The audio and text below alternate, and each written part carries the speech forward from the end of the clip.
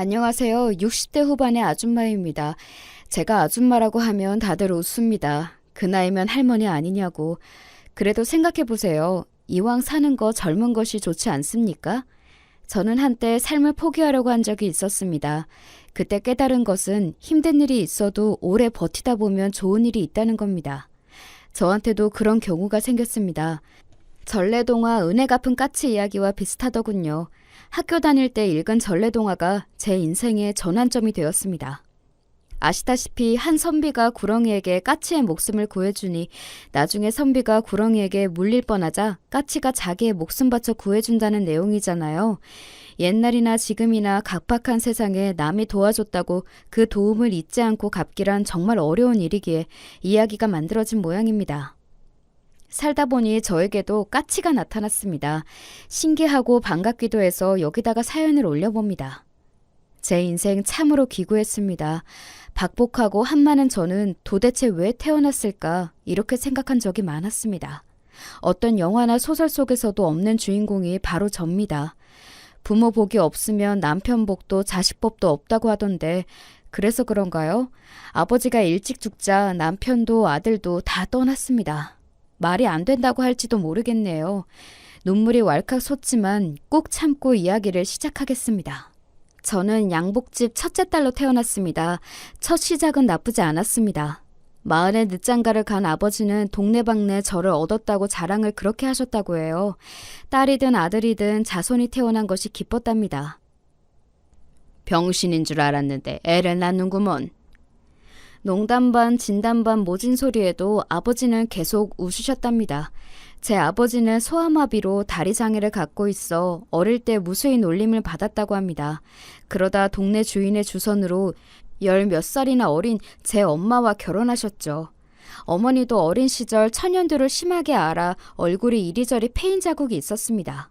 그래서 곰보라는 놀림을 많이 받았다고 해요. 그런 두 사람은 서로의 아픈 마음을 달래주듯 혼인했고 1년 만에 제가 태어났습니다. 첫 아이는 딸이 좋지. 그럼. 제가 1살이 되던 해 3일간이나 동네 잔치를 벌이셨어요. 저를 안고 이리저리 사람들 사이를 돌아다니며 자랑하고 다녔다는데 어머니는 죽을 때까지 그날 이야기를 하셨어요. 다리가 불편해서 잘 안 나가는 양반이 너를 업고 온 동네를 다녔댔어. 장애가 있었지만 아버진 손재주 하나는 탁월했습니다. 해방 전에는 일본 양복쟁이 밑에서 허드렛일 하며 곁눈질로 기술을 익히셨대요. 그 후에는 기술도 배워 양복 가봉도 하고 재단도 하다가 이윽고 양복 한 벌 뽑아낼 수 있었다고 합니다. 이렇게 악착같이 돈을 모아 나이 40에 가게도 차리고 아내도 얻었다고 했어요. 그러면 뭐합니까? 갑자기 큰 병을 얻어 1년을 앓다가 돌아가셨습니다. 병원에 가봐도 손을 쓸 수가 없다고 했대요. 지금 생각하면 말게 암인 것 같았어요. 엄마는 가망 없다는 말에도 포기하지 않았습니다. 조금이라도 효험이 있다면 약초든 뭐든 가져와 아버지께 드렸습니다. 엄마는 외삼촌 손에 컸기 때문에 아버지 없는 서름, 부모 없는 마음을 잘 알았다고 해요. 결국 아버지는 눈을 뜬 채 돌아가셨다고 합니다.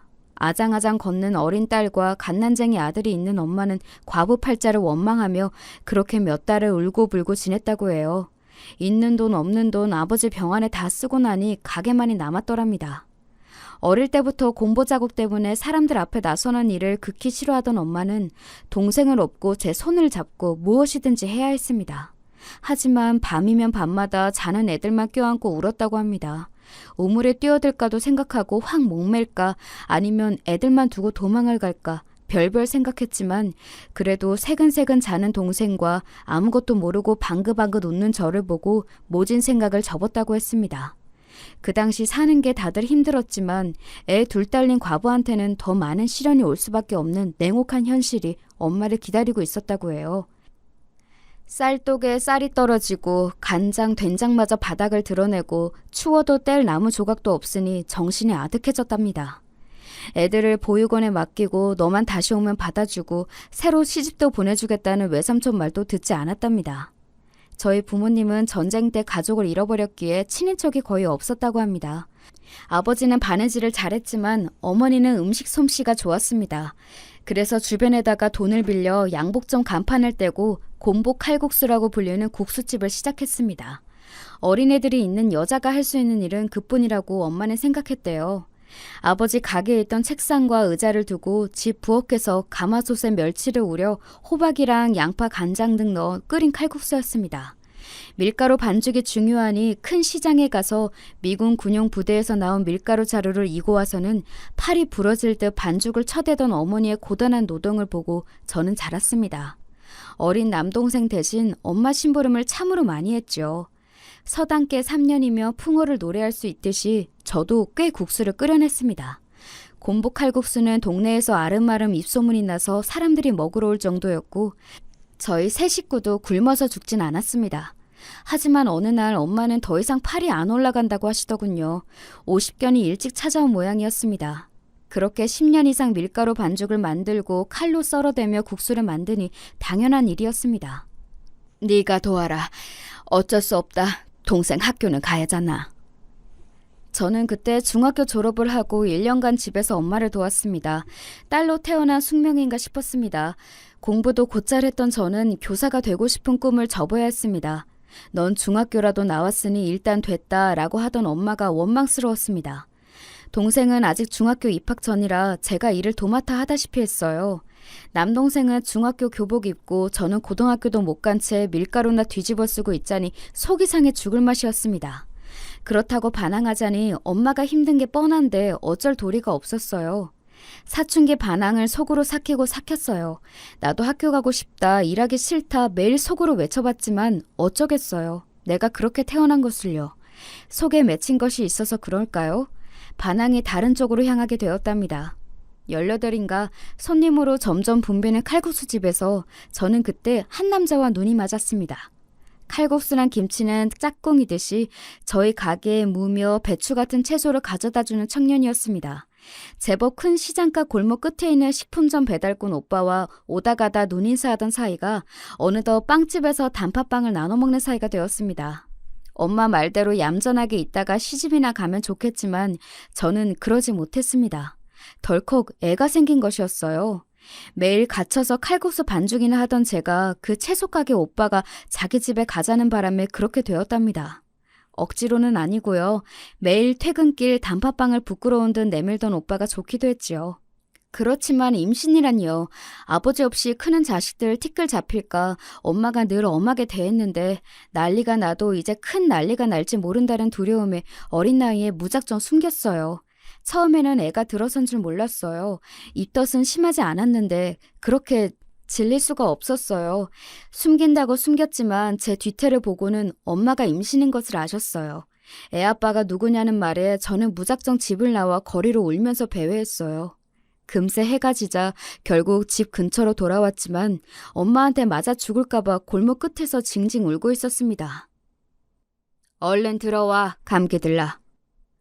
망할년이라고 하면서 어머니가 저를 붙들고 울고불고 난리를 칠 줄 알았는데 애 놀란다며 아무 말씀도 안 하셨어요. 게다가 고기 반찬에 저녁까지 차려주시는 것이 아니겠어요? 그걸 먹다가 묻지도 않으셨는데 애 아빠는 채소 가게 배달하는 사람이라고 먼저 말이 나오더군요. 그 사람 시골에서 올라왔는데 방 한 칸 마련할 돈은 있대요. 이남 이녀 중 둘째고요.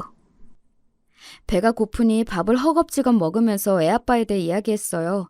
다 듣고 난 엄마는 아무 말 없이 장로 깊숙한 곳에서 봉투를 꺼내주셨어요. 고등학교 보내줄 등록금이었다며 제때 못 보내준 그것이 너무나 미안하다고 하셨어요. 그동안 동생만 다 해준다고 원망만 했던 자신이 부끄러워 고개를 들지 못했어요. 결국 밥상머리 앞에서 엄마랑 저는 부둥켜 안고 울었습니다. 아버지 돌아가시고 한 번도 울지 않았는데 그날따라 눈물이 그렇게 나오는 것이 아니겠어요. 결국 쉿도 못 올리고 혼인신고만 하고 그의 자취방에 들어갔습니다. 남편이라고 부르라 하니 어색하고 창피했어요.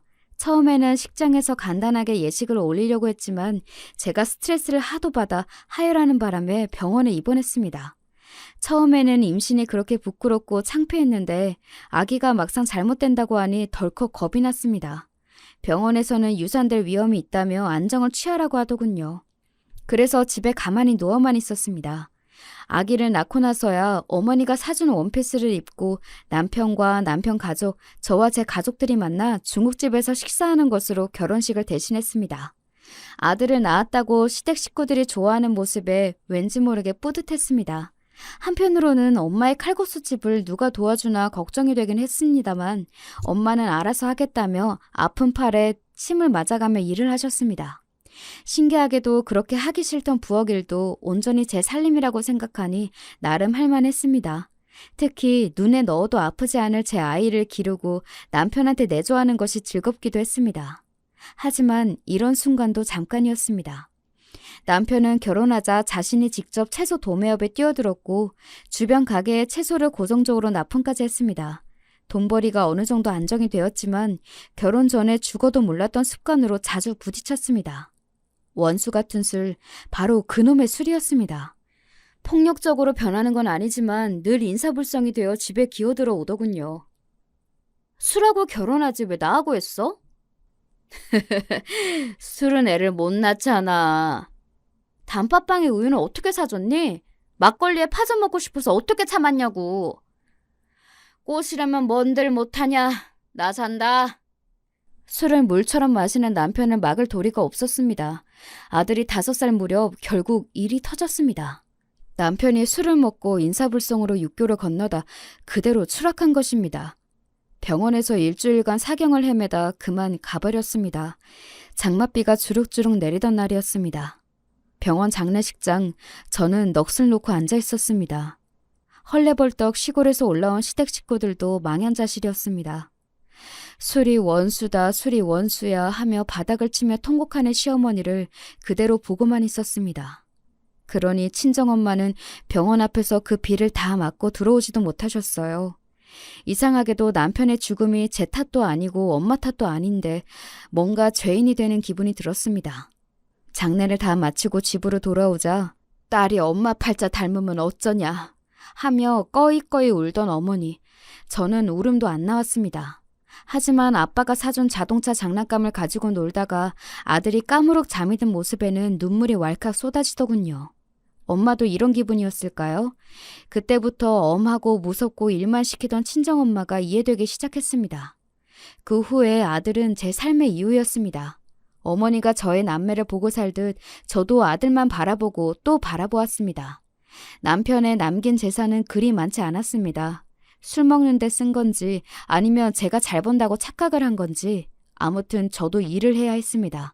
그래서 엄마와 함께 다시 칼국수를 끓이기 시작했습니다. 엄마의 곰보 칼국수 간판을 제 아들 이름을 넣은 칼국수집으로 바뀌고 말았습니다. 그 무렵 남동생도 대학은 마치고 외국 계열 회사에 입학했습니다. 없는 돈에 대학도 보내고 유학까지 시킨 것이 허사는 아니었습니다. 그동안 고생한 엄마를 모시고 미국에서 살겠다는 동생. 하지만 엄마는 한사코 거절했습니다. 남의 나라 말도 모르는데 답답해서 싫다고 하셨습니다. 동생은 고민 끝에 저에게 엄마를 맡기고 먼 길을 떠났습니다. 제가 보기엔 예정된 결과로 보였습니다. 비행기 한 번 안 타본 엄마가 외국에 가서 산다고 하지 않을 것이 뻔했습니다. 평생 동생은 자신한테 많은 기대를 하는 엄마가 부담스러워 보였습니다.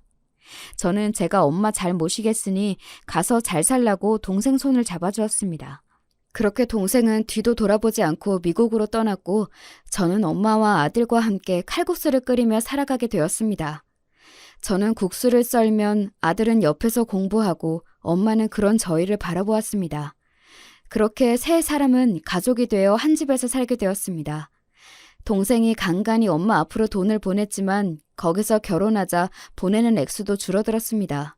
결국 엄마와 저는 악착같이 밀가루 반죽 처댔습니다. 그렇게 돈도 모으고 집도 월세에서 전세로 그리고 18평의 작은 아파트까지 마련하게 되었습니다. 말이니까 쉽지 그동안의 일은 말도 다 하지 못합니다. 가게에 불이 나서 입은 옷만 걸치고 나온 적도 있었고 손님들이 술 먹고 저한테 수작질을 거는 것도 예사였습니다.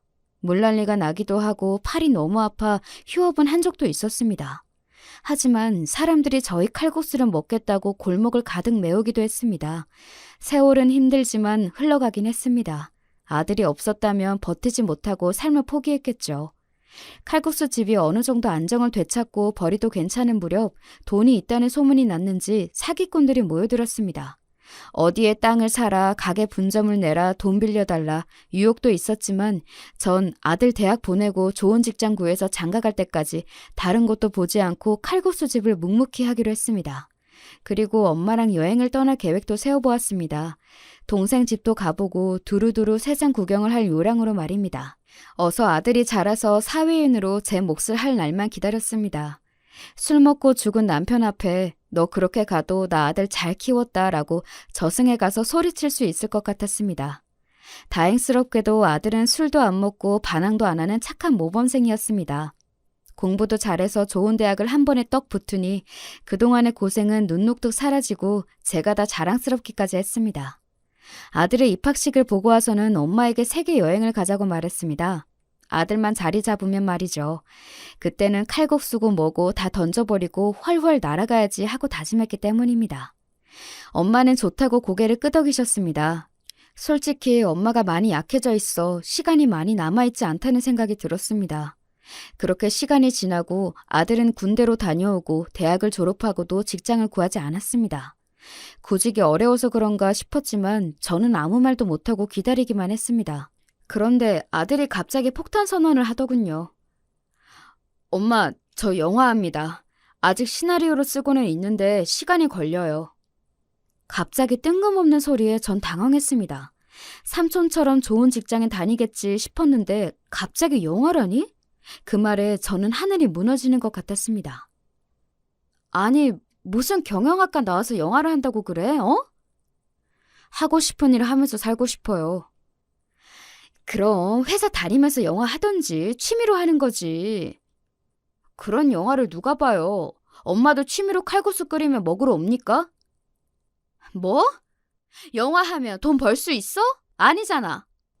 세상에 돈이면 다 되는 게 아니에요. 아니, 돈이 없으면 아무것도 안 돼. 너 대학 나온 것도 밥 먹고 사는 것도 네 방에 가득 찬 책도 다 돈으로 산 거지. 내가 알기론 영화도 돈으로 만드는 거 아니니? 그렇지만 저는 왜 사는 건지 모르겠어요. 영화라도 하면 글이라도 쓰면 제가 살아있는 것처럼 느껴져요. 제발 저를 믿어주세요. 쨍그랑 저는 아들의 말을 듣지 않고 탁자 위에 있는 물건을 집어던졌습니다. 벽에 부딪힌 컵은 산산조각이 났습니다. 제 마음처럼 말이죠. 다행히 다친 사람은 없지만 저는 그대로 걸어갔습니다. 발바닥에 박힌 유리 조각도 아프지 않더군요. 영화 보는 거 어릴 때부터 좋아하더니만 근데 그게 먹고는 살 수 있어? 저와 아들의 싸움을 말없이 보던 어머니가 입을 여셨습니다. 사는 게 바빠 아들이 무엇을 좋아하는지 알 턱이 없었습니다. 대화도 거의 못하는 날도 많았기 때문입니다. 생각해보니 아들은 유난히 영화를 좋아했습니다. 반에서 1등 했으니 극장에 다녀오겠다고 한 것도 그때 기억이 났습니다. 대학 때도 동아리 활동으로 영화를 만든다고 방학마다 쏘다닌 것도 저는 다 가볍게 즐기는 걸로만 알았는데 아니었더군요. 그날 이후 아들과 계속 대립하고 다투고 말았습니다. 심지어 대학도 저를 위해 다녔다고 하는 말에 기가 차서 말이 나오지 않았습니다. 아들은 영화를 배우고 싶었지만 제가 무서워 경영대를 나왔다고 했습니다. 너도 내가 무섭긴 했구나. 갑자기 그런 생각이 들었습니다. 아버지 없다고 괜히 엄하게 키웠나 후회도 했습니다. 고생을 죽도록 했는데 나 때문에 괴로웠다고 하니 억장이 무너지더군요. 나 팔 머리 위로 못 올려. 왜 그런 줄 알아? 너 같은 놈 키운다고 맨날 밀가루 반죽해서 그래. 그런 엄마한테 효도한다는 셈치고 직장 다니고 결혼하고 그러면 안 되냐고. 저는 아들에게 악다구니를 쳤습니다. 저런 새끼 낳자고 제가 그 고생하며 남편 여의고도 팔자도 안 고쳤나 싶었습니다. 아이고 내 팔자라며 울고 불고 아들에게 매달려도 꿈쩍도 하지 않았습니다. 영화하는 게 무슨 죽을 죄냐고요. 나한테는 죽을 죄야. 너 하나 키우자고 내가 칼국수를 얼마나 팔았는데 직장 다니고 결혼하고 남들 하는 것처럼 하고 살라니까. 영화도 잘 되면 돈도 벌고 다 한다니까.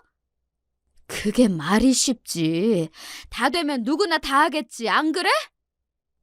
영화도 영화사에 취직할 수도 있고 결혼도 다 해요. 엄마가 잘 몰라서 그런 거라고. 암튼 전 하고 싶은 거 타고 살래요. 태어난 의미가 없잖아요. 숨막히게 남들처럼 살면 정말 지겹다고요. 살기 싫어 죽겠는데 그 영화 때문에 저 숨 쉬고 살아요. 뭐? 저는 결국 아들의 뺨을 갈겼습니다. 손을 안 대고 키운 자식이었습니다. 손댈 필요도 없었죠. 밥 먹은 그릇도 제 손을 씻고 양말도 속옷도 제 손을 빠는 놈이었습니다. 집안 청소는 물론 공부도 알아서 하고 질 나쁜 애들하고 어울려 놀지도 않더군요. 남편처럼 객사할까 술도 입에 대지 말라고 했습니다. 그 말도 잘 듣고 술도 담배도 안 하는 아이였습니다. 국수집에서 서빙도 배달도 묵묵히 하던 듬직한 아들, 남들이 저런 아들 하나만 있으면 좋겠다는 딱 그런 아들이었는데 숨이 막히다니요. 아들 하나 키우자고 먹고 싶은 거, 자고 싶은 거, 새 출발하고 싶은 거 다 참고 살았는데 고작 듣는 말이 이따위인가 싶었습니다. 게다가 태어난 의미라니? 너 낳으려고 10달 꼼짝없이 방 안에 누워있고 100일까지 밤에 잠 한 번 실컷 잔 적이 없었습니다. 그 후에는 불면 날아갈까 마음 졸이며 살았는데 그럼 나는 무슨 의미로 아들을 키운 걸까요? 아무튼 아들의 말이 칼이 되어 제 가슴에 박혔습니다. 그날로 아들은 짐을 싸더군요. 제가 갈린 뺨이 벌겋게 달아오른 채로 말이죠. 그래 나가버려. 숨이 막혀? 나는 숨 쉬고 싶어서 쉰 줄 알아?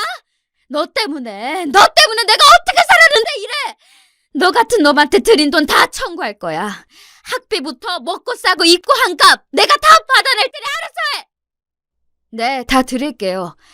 그럼 저 가도 되는 거죠? 하나만 아세요. 엄마도 엄마 인생 행복하게 사세요. 돈에 너무 연연하지 말고. 그래, 돈 없이 살 수 있나 보자 어디. 편히 사세요. 이제 벌만큼 벌었잖아요. 자유롭게 사세요. 저만 보지 말고요. 그렇게 아들은 집을 떠났습니다. 떠올려 보면 동생도 유학 갈 때 엄마랑 대립하던 모습이 떠올랐습니다. 그렇게 외국에서 공부하겠다며 반대를 무릅쓰고 비행기를 탔습니다. 동생도 숨이 막혀 유학과 이민을 택했을까요? 너 하나 때문에 산다. 너밖에 없다. 엄마도 늘 그렇게 동생에게 말했습니다. 저도 아들한테 그렇게 의존했을지 모를 일입니다. 제가 속을 끓이고 있으니 보다 못한 엄마가 아들에게 하고 싶은 것을 해주라고 막 야단을 치셨습니다. 나쁜 짓을 하겠다는 것도 아니고 제 꿈을 위해 살겠다는 것을 막을 수 없다면서요. 암요, 저도 압니다. 영화가 무슨 죄도 아니고 잘 되면 돈도 버는 것 압니다. 영화를 한다고 해서 미운 것이 아니었습니다. 갑자기 평소에 잘하다가 갑자기 뒤통수를 치는 것이 꼭 지 아빠 같아 더 싫었습니다. 술을 그렇게 마시는 줄 알았으면 만나지 않았을 것을 괜히 더 아들이 미웠습니다. 처음부터 막대먹은 놈이었다면 이렇게 실망도 하지 않았을 겁니다. 얌전한 고양이 부뚜막에 올라간다고 나이 30 가까이 돼서 반항하면 저보고 어쩌라고. 하긴 저도 결혼 전부터 애 낳고 난리를 쳐서 엄마 가슴에 못을 박았는데 그때는 그런 것도 생각이 안 났습니다. 아들에 대한 미움이, 죽은 남편한테 원망이 부모에게 쏠렸어요. 그렇게 허망하게 죽을 거면 아버지 장가도 가지 말고 나를 낳지도 말고 이런 식으로 커지더군요. 몇 달이 흘러도 아들은 연락이 없었습니다. 저도 전화도 받지 않겠다 했지만 자식 이기는 부모 없듯이 걱정이 되었습니다. 돈도 한 푼도 안 들고 나갔는데 밥은 먹는지 아픈 데는 없는지 선뜻 연락하기 어려웠습니다. 품 안에 있을 때는 어떤 말이라도 했는데 말이죠. 엄마는 나중에 후회하니 아들한테 먼저 연락하라고 했지만 그러면 영화를 인정하는 것 같아 연락하기 어려웠습니다. 시간이 흘러 김장김치를 버무리고 있을 때 경찰서에서 전화가 왔습니다. 아들 이름을 대면서 지금 병원으로 오라는 겁니다. 저는 벌건 손을 대충 닫고 헐레벌떡 뛰어갔습니다. 시체 안치소 같은 곳에서 아들을 보여주더군요. 피투성이지만 제 아들이 맞았습니다. 지나가던 행인이 갑자기 칼을 들고 사람들을 찌르는 묻지마 살인이라고 했습니다. 도대체 제 아들이 무슨 잘못을 했다고 그러는지 저는 묻고 싶었습니다. 그동안 엄마 눈치 보느라 마음대로 살지도 못한 아들이었는데 지금부터 자기 삶을 살겠다고 나갔는데 말입니다. 하필 하고 많은 사람 중에 내 아들일까? 저는 그만 병원에서 까무러치고 말았습니다. 내가 내쫓지만 않았어도 일이 되진 않았을까요? 제 탓 같았습니다. 그 후에 고통스러운 시간을 어떻게 보냈는지 기억도 나지 않았습니다. 낯선 곳에서 그것도 다른 사람의 손으로 얼마나 아프고 무서웠을까요? 그렇게 저 세상을 간 아들, 저도 함께 가겠다며 약을 털어먹으려는 순간 아들의 짐을 정리해달라는 연락이 왔습니다. 아들이 묵고 있던 고시원 주인이었습니다. 저는 처음으로 작은 방이 다닥다닥 모여있는 고시원에 가보았습니다. 아들 같은 젊은 사람도 꽤 많이 있더군요. 아들이 있던 방에는 옷가지 몇 벌과 노트북이나 그 밖의 생필품이 전부였습니다. 손때가 묻은 그 물건들을 집으로 가져왔습니다. 엄마는 그런 물건을 버려야 애가 좋은 데로 간다며 한사코 불에 태우라고 했지만 노트북은 그러지 않았습니다. 노트북이 뭔지 몰랐던 저는 그 안에 무엇이 있는지 궁금했습니다. 아들이 하고 싶은 것이 무엇인지 알고 싶다는 생각에서 말입니다. 하지만 펼쳐봐도 작동법을 모르니 장롱 깊숙한 곳에 넣어두었습니다. 그래 아들아, 해보고 싶은 거 다 해봐. 왜 그렇게 말을 못 해줬을까요? 이제와 매일 엄마는 아들이 죽고 난 뒤에 울고 있는 것이 전부였습니다. 게다가 저는 또 불효를 저질렀습니다. 엄마는 손자가 죽고 충격도 받으셨고 저도 망가지고 있으니 여러 충격 때문인지 정신을 놓고 말았습니다. 치매라고 판정을 받으시니 저는 나락으로 떨어지는 기분이었습니다. 저라도 정신적으로 힘들지 않았다면 곁에서 모셨을 것을 어쩔 수 없이 요양원으로 가셨습니다. 끝까지 모시지 못해 억장이 무너졌습니다. 죽으려고 했던 결심을 바꾸기로 했습니다.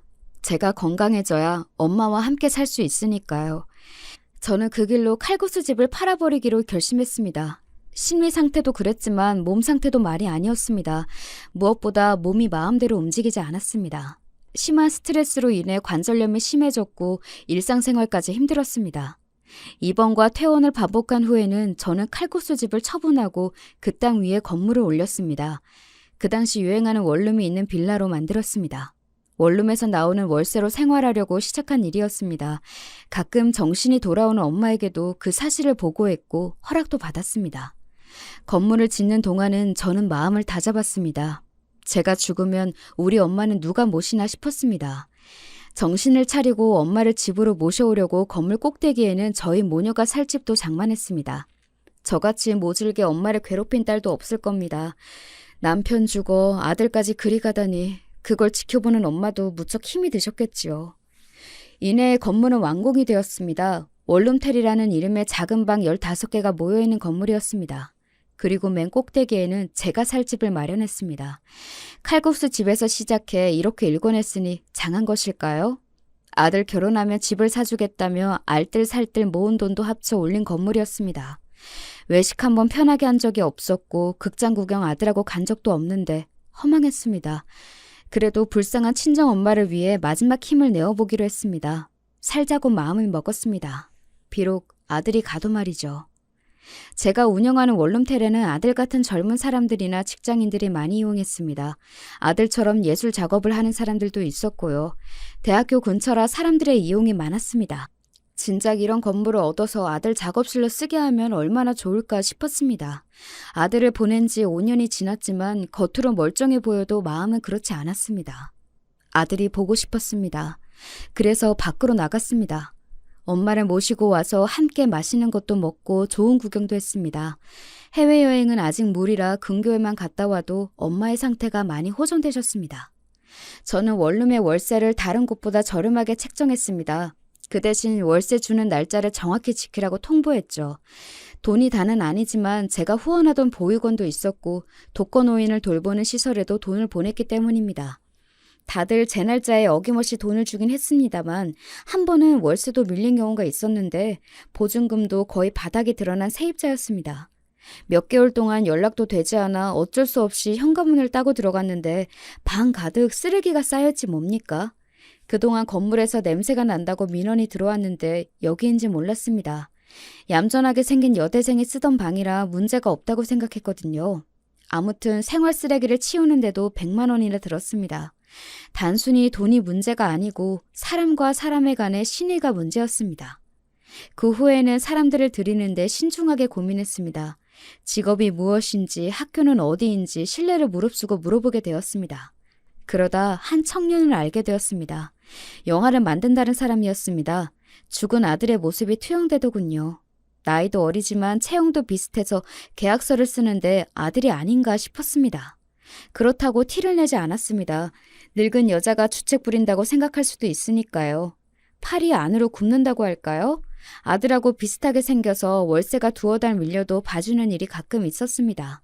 그 후에 가끔 집 밖에서 보면 살이 빠져 있고 축 처진 모습을 보게 되었습니다. 그러고는 몇 달째 월세가 밀리더니 연락이 되지 않더군요. 이번에는 쓰레기 같은 문제가 아닌 것 같았습니다. 저는 불길한 기분에 사로잡혔습니다. 안 좋은 일을 여러 번 겪어서 그런가요? 섬뜩한 기분이었습니다. 문을 얼마나 두드렸는지 다른 세입자들이 모여 복도에서 웅성거렸습니다. 문 열어! 저는 계속 외쳤습니다.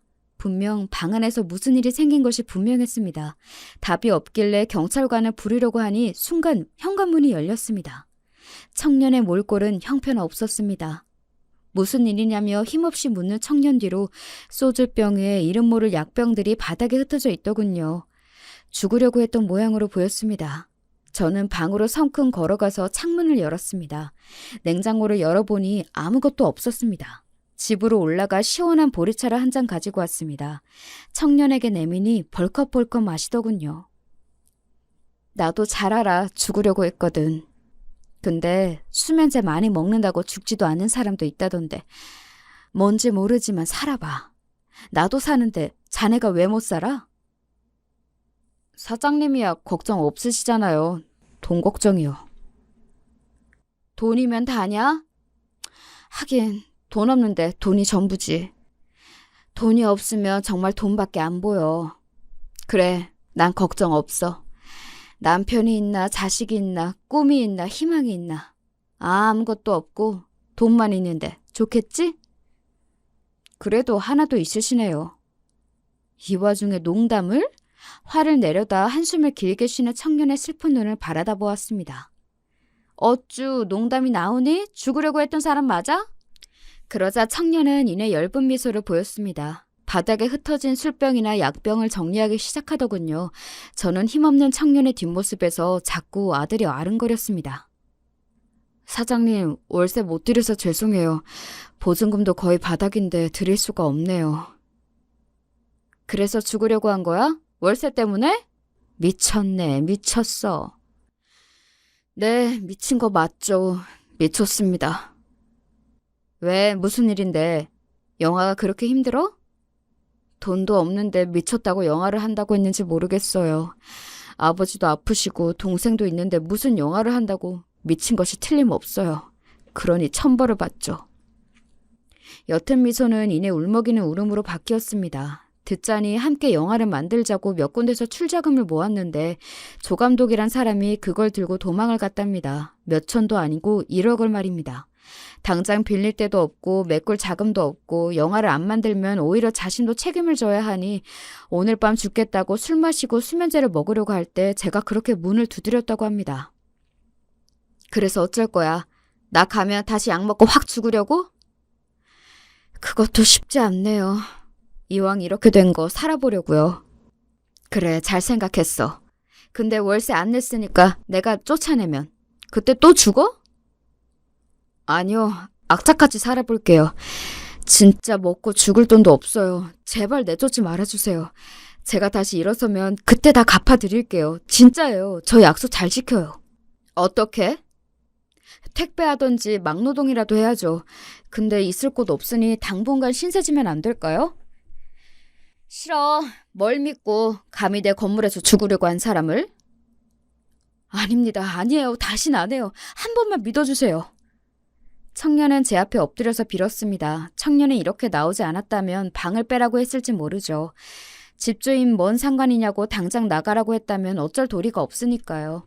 청년은 계속 빌었습니다. 돈 없는 게 무슨 죄도 아니고 일어나 하면서 청년을 일으켰습니다. 그 돈 내가 준다면 어쩔래? 네?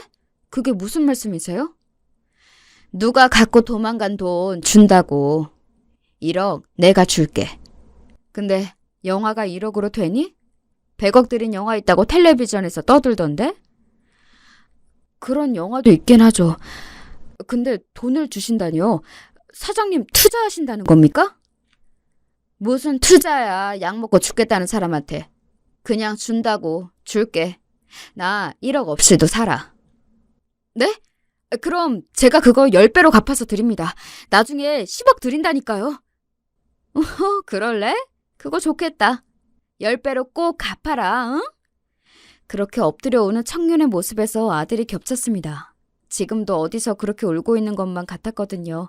제가 말을 툴툴거리게 해도 저는 청년이 무척 안쓰러웠습니다. 막상 은행에서 청년에게 돈을 주려고 하자 보이스피싱 아니냐며 은행 직원이 물어봤어요. 그만큼 저는 돈을 잘 안 쓰는 사람인데 계좌로 돈을 보내니까 하는 말이었습니다. 무언가에 홀리듯 아들 같다는 그 느낌 하나로 저는 청년에게 돈을 주었습니다. 그 소식을 들은 동네 아는 지인은 그럴 돈 있으면 길거리에서 나눠주라고 하대요. 뭐가 불쌍하냐고 사지육신 멀쩡하고 자기가 하고픈 일 하는데 그 말도 맞지만 괜히 짠하게 마음에 쓰였기 때문이라고 해도 다들 제 마음을 몰라주더군요. 나도 돈 주고 싶어서 줬어. 불쌍해서 준 거 아니야. 나중에 준다잖아. 10억. 얼씨구 돌려주면 내가 장을 지진다 지져. 하긴 저도 그 지인이 다른 사람에게 돈을 1억 줬다고 하면 그렇게 반응할 것이 뻔했습니다. 나중에 돈 벌면 1억 갚으라고 했지만 믿지 않았습니다. 아들한테 못해준 부분을 해준 것뿐이었습니다. 그날 이후 청년은 좀 더 활기찬 모습이었습니다. 1억도 큰 돈이지만 대부분 영화가 수백억씩 들여서 찍기에 턱없이 적은 액수일지도 모릅니다. 게다가 몇 천만 원 미만으로 영화를 찍는 사람들도 많다고 하더군요. 그렇게 적은 예산으로 영화를 찍는 것이 독립영화라고 하는 것도 청년을 통해 알았습니다. 근데 영화 찍는데 뭔 돈이 그렇게 들어? 필름값이야? 요새는 디지털로 찍어서 필름으로 안 해요. 영화는 말이죠. 많은 사람이 모여 만드는 거예요. 그러니까 돈이 들죠. 글을 쓰는 사람부터 연기자, 보조 스텝, 촬영기사 등등 작은 영화도 수십 명이 필요한 그것이 영화예요. 인건비부터 진짜 소품까지 다 준비해야 해요. 찍는 장소도 다 돈을 내고 빌리는 거예요. 듣고 보니 다 맞는 말이었습니다. 어떤 감독은 세트 비용이 없어 자기 집을 촬영했고 심지어 자기 집 전세금까지 빼서 영화를 완성했다고 하더군요. 나중에는 집도 절도 없는 신세가 되기도 한다고. 근데 뭐 그렇게 영화를 만들려고 해? 모르겠어요. 그냥 영화를 해야 제가 살 수 있어요. 진짜 영화 아니면 그 무엇도 만족이 안 돼요. 딱 죽을 것만 같다니까요. 우리 아들도 그래서 영화를 했던 걸까요? 영화는 찍기 전도 오래 걸리지만 다 만들고 나도 할 일이 태산이라고도 했습니다. 그렇구나. 모르는 게 많네, 내가. 혹시 노트북 사용하는 것 알려줄래? 촬영 준비 중인 청년을 졸라서 노트북 사용까지 배웠습니다. 아들의 노트북을 열어보고 싶었거든요. 다행히 노트북 안에 어떤 내용들이 들어있는지 볼 수가 있었습니다. 그 안에는 아들이 작업한 시나리오라는 파일이 있었습니다. 쉽게 말하면 드라마 대본처럼 적혀있는 글이었습니다. 무슨 이야기인지 확실하게 모르지만 중년 여자가 주인공으로 나오는 영화였습니다. 제가 읽은 바로는 그 주인공이 딸을 잃고 곰국을 끌어대는 이야기였습니다. 중년 여자의 인생이 마치 저와 비슷했습니다. 제 이야기를 영화로 만들고 싶었을까요? 중간에 끊기는 통에 알 수가 없었습니다만 마치 주인공이 저와 같다는 느낌을 받았습니다. 그렇게 하고 싶은 게 고작 내 이야기라니 갑자기 눈물이 핑 돌았습니다. 청년을 통해 이렇게 아들을 한층 더 이해할 수가 있게 되었습니다. 하지만 저를 보는 동네 사람들의 시선은 그렇지 않았나 봅니다. 순진해서 어린 놈한테 당한 늙은 여자가 되고 말았습니다. 월세가 1년 이상 밀리고 돈 1억 주고 잘한다. 사기꾼한테 당했네. 아니야, 영화 촬영이 무기한 연기되었대. 그럼 1억 원어치를 찍던지. 다음 달에 들어간대, 촬영. 왜 그래? 자기 돈이야? 그게 아니라 사기를 당했는데 안 당했다고 말하니까 그렇지. 놔도 사기를 당해도 내가 당해요. 어린 놈이 꼬시기라도 했어? 왜? 같이 살재? 뭐라고? 미쳤나 봐. 아들 같은데. 동네방네 소문 파다해. 어린애랑 그렇고 그런 사이 아니냐고. 됐어. 다신 그런 소리 하지 마. 그때부터 저는 동네 부동산이나 목욕탕도 가는 게 꺼려졌습니다. 가깝다고 생각하고 이야기했는데 그런 식으로 소문이 날지 몰랐습니다. 지방에서 찍는 영화라 당분간 서울에 오지 않는다는 청년은 방을 뺄 테니 월세를 놓으라 하더군요. 아마 소문을 들은 모양이었습니다. 잠깐, 아들 노트북 가져가. 혹시 알아? 거기 영감이 있을지? 뮤즈인가? 아이디어 같은 거라도 생길 수도 있잖아. 사장님 뮤즈도 아세요? 자네 덕분에 히치콕도 알고 에필로그가 뭔지도 안다니까. 르미에르 형제도 알고. 와, 대단하시네요. 영국 태생 미국 영화 감독인 히치콕도 알게 되고 필름 영화를 처음 만든 르미에르 형제도 뭔지 알고 영화 끝에 덧붙이는 말처럼 장면이 나오는 에필로그도 공부했습니다. 모두 청년 덕분이었습니다. 아들이 좋아했던 영화를 한 번도 같이 못 본 것이 후회스러웠습니다. 청년과 이야기하듯 아들과 영화에 관련된 대화를 나누었다면 얼마나 좋았을까 싶었습니다. 노트북 가져가. 그 안에서 도움이 되는 것 있으면 우리 아들 이름도 영화 마지막 자막처럼 올라가는 거기에 넣어줘. 엔딩 크레딧에다가요? 그래, 엔딩 거기다가. 애가 영화를 하고 싶다고 하던데 끝내 못했어. 청년은 잠깐 갔다 온다는 말을 남기고 돌아오지 않았습니다. 나름 모진 풍파를 겪고 나니 만남이 있으면 헤어짐이 온다는 것을 직감적으로 알게 되었습니다. 청년도 그렇게 제 곁을 떠났습니다. 돈 1억을 줬지만 이상하게 마음이 홀가분했습니다. 청년을 통해 아들을 조금 이해했으니 그걸로 됐다고 생각했습니다. 청년에게 도움을 주고 제 인생은 평온하게 흘러갔습니다. 몸은 좋아졌기에 저는 다시 칼국수집을 오픈했습니다. 배운 게 도둑질이라고 할 줄 아는 게 그것밖에 없더군요. 하지만 평화도 오래가지 못했습니다. 엄마는 간밤에 잘 주무시다가 아침에 눈을 못 뜨셨습니다. 함께 동생이 사는 곳도 가보고 여행도 가려고 했는데 너무 늦어버렸던 모양입니다. 엄마가 그렇게 허망하게 가셨습니다.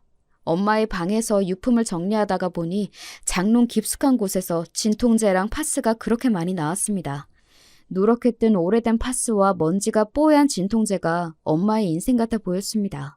갑자기 돌아가신 탓에 미국에 있는 동생은 장례가 마무리되고 나서 한국에 도착했습니다. 엄마는 돌아가셨지만 동생을 보니 반가웠습니다. 성공했네. 나는 완전 망했다고. 그런 줄 알았으면 나도 칼국수나 하는 건데. 그러나 동생은 그렇지 않은 모양이었습니다. 회사를 나와 사업을 시작했는데 잘 안 되는 모양이었습니다. 저는 건물까지 있는 걸 보자 누나가 더 성공했다며 훌쩍이기 시작했습니다. 돈이 필요하다는 말에 저는 은행으로 달려갔습니다. 정작 제 피부치한테는 무관심했던 저를 탓하면서요. 그게 화근이었을까요? 저는 동생에게 무한정 잘해주기로 마음을 먹었습니다. 외롭기도 했거든요. 동생은 몇 달 동안 한국에 머물면서 머리를 식히겠다고 했습니다. 바닷가로 여행도 가자고 하고 옷 한 벌, 음식 대접 한 번 못했다고 백화점에서 고급 의류에 일식 요리까지 사주더라고요. 저는 그게 나름 누나에 대한 예우라고 생각했는데 돈을 빼내려는 감언이설이었죠. 한국에 머물면서 제 이름으로 주변에 돈도 빌리고 명의도용까지 하면서 대출까지 받았습니다. 동생이 필요한 서류라며 사인을 해달라고 했는데 저는 아무 생각 없이 서명했습니다. 지금까지 남에게 사기를 당하지 않으려고 아등바등 살았지만 정작 동생이 정에 호소하며 도와달라고 하는 것에는 어쩔 도리가 없었습니다. 누나 하면서 살갑게 굴면서 하여간 나쁜 짓은 다 하고 갔습니다. 동생이 어느 날 감쪽같이 출국한 후에 알았습니다. 저를 위해서 고등학교도 못 간 누나를 이렇게 망가뜨릴 수가 있나 싶었습니다. 사기꾼은 바로 동생이었다는 사실에 저는 가슴이 무너졌습니다. 도대체 저는 몇 번이나 무너져야 하는 걸까요? 이제 남는 것은 정말 아무것도 없었습니다. 부모도 형제도 남편이고 자식이고 이제는 돈까지 없었습니다. 이상하게 웃음이 나오더라고요. 미친 사람처럼요. 건물은 차압이 들어오고 당장 길바닥에 나앉게 생겼는데 드는 생각은 엄마가 이 꼴을 보지 않아서 다행이라는 생각이었습니다. 이제는 죽어야 하나 싶은 순간이었습니다. 저는 동네 사람들의 주선으로 어느 식당에서 참모로 일하게 되었습니다. 그 식당으로 동네 사람들이 모이게 되면 저를 보고 꼭 한마디씩 했습니다. 거봐, 모르는 놈한테 1억을 주더니 이제는 아는 동생한테 홀랑 털어먹히고. 아휴, 사람이 순진해서 그래. 불쌍한 사람이야. 자식도 죽고 얼마나 허망해. 그 청년 유명해졌던데 안 오는 거 봐. 유명해졌어? 네, 외국에 가서 상도 탔대요. 그리고 영화 관객도 많이 들고 또 영화 찍던데. 거봐, 그놈이 돈만 가져가고 입 싹 닫을 줄 알았어 내가. 저는 동네에서 저를 상대로 이 말 저 말 하는 것까지 알고 있었습니다. 그래도 그 동네를 떠날 수가 없었습니다. 어디서 살아야 할지 막막하기 때문입니다. 그 청년이 잘 되고 있다는 뉴스를 접할 수가 있었습니다. 그러나 저를 찾아오지는 않더군요. 그래도 전 원망하지 않았습니다. 잘 되길 마음속으로 빌었거든요. 그날따라 식당에는 손님이 없었습니다. 사장일 때는 몰랐는데 종업원이 되니 이럴 때가 가장 불편했습니다. 차라리 손님이라도 많으면 몸은 힘들어도 마음은 편하고 시간도 잘 가는데 말이죠. 손님이 계속 없으면 혹시 저를 자르지 않을까 두려운 마음도 있었습니다. 그때 가게 안으로 반가운 얼굴이 보였습니다. 몇 년이 지나도 단번에 알아보았습니다. 바로 청년이었습니다. 저를 찾아 헤매다가 이곳까지 왔다고 했습니다. 아이고, 반갑네. 잘 되고 있다고 신문이나 방송에서 봤어. 죄송해요. 진작 찾아와야 하는데 바빴습니다. 아니야. 나도 뭐 일이 많았어. 그나저나 무슨 일이야? 밥 먹으러 왔어? 은혜를 갚아야죠. 은혜? 10억 드려야죠. 뭐? 저 그때 1억 아니었으면 지금 살아있지도 못하고 영화도 완성이 아니잖아요. 식당 앞으로 동네 사람들이 하나둘 모였습니다. 그렇게 은혜 갚는 장면이 동네방네 퍼져나갔습니다. 저는 하루아침에 10억이 생겨버렸습니다. 저는 가슴 깊은 곳에서 아릿하게 눈물이 올라왔습니다. 아무도 내 마음을 몰라준다고 생각했는데 내 정성을 인정해주는 사람이 있었구나 싶어서 마음이 찡해졌습니다. 비록 피로 연결된 사이가 아니지만 제 마음을 이해해주니 고마웠습니다. 아, 진짜 갚네. 대단하다. 1억이 10억이 되는 게 말이나 돼? 장을 지진다며? 장 지진다고 떠들었잖아. 내가 그랬나? 아우, 까짓 지질게. 가져와. 좋은 일 생겼는데 못할 짓이 뭐 있나? 동네 사람들은 한바탕 웃었습니다. 청년은 10억이 찍힌 통장을 나한테 내밀었습니다. 다들 박수치고 기뻐해 주더군요.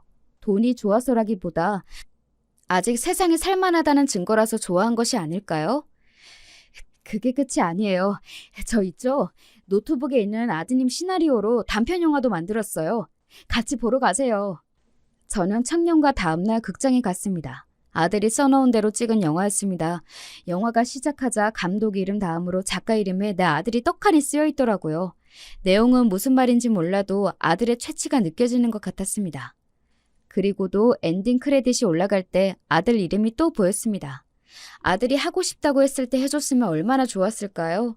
평생 한이었는데 조금이나마 풀린 것 같았습니다. 고마워. 아들이 좋아하겠지? 그랬으면 좋겠네요.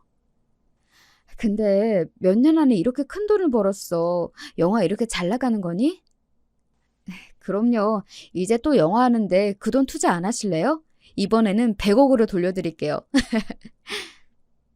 그러면 그렇지. 몇 년 만에 10억을 벌었다고 하길래. 번 것은 맞아요. 관객이 많이 들어왔거든요. 청년의 도움으로 전 다시 칼국수집을 열었습니다. 10억 다 받기에는 그래서 제가 준 1억하고 2년 동안 월세 밀린 것만 다시 받았습니다. 저의 은혜는 그 10억이 아니었습니다. 이렇게 다시 살 수 있게 도와준 것이 저에게는 은혜이기 때문입니다. 한사코 안 받겠다고 하니 청년은 앞으로 계속 10년 동안 1억씩 가져오겠다고 하더군요. 10년이나 저를 찾아주는 것도 나쁘지 않다는 생각이 들었습니다. 나머지 9억으로 다시 영화를 만든다는 청년의 얼굴에는 생기가 돌았습니다. 그걸 보는 저도 덩달아 기뻤습니다. 사람은 그렇더라고요. 내 가치를 알아주는 것도 고마운 일입니다. 제 이야기를 들어주셔서 감사해요. 여러분들도 인생에서 까치를 만나길 희망합니다.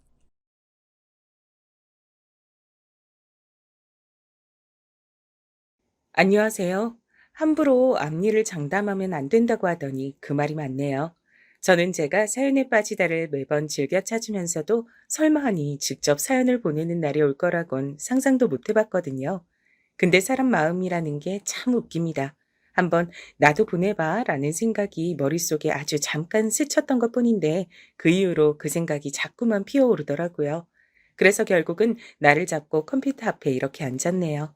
사연 쓰는 글 솜씨가 영 자신 없어서 신청은 엄두도 못 내본 저는 중년 나이의 여자랍니다.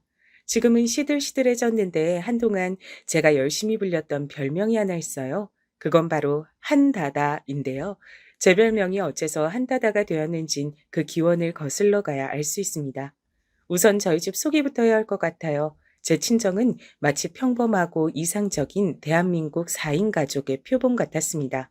남들보다 조금 늦은 나이에 결혼하시긴 했으나 건실한 가장 역할을 해내셨던 친정아버지, 큰애 삼촌께서 투자 사기에 휘말리시기 전까진 아주 유복했던 외가에서 부족함 없이 자라오셨으며 내조의 여왕이었던 친정엄마. 허우대 멀쩡하게 타고 나서 어릴 때부터 친정 부모님의 자랑이었던 친정 오빠. 그리고 애교 많고 활발한 막내딸인 제가 있었죠.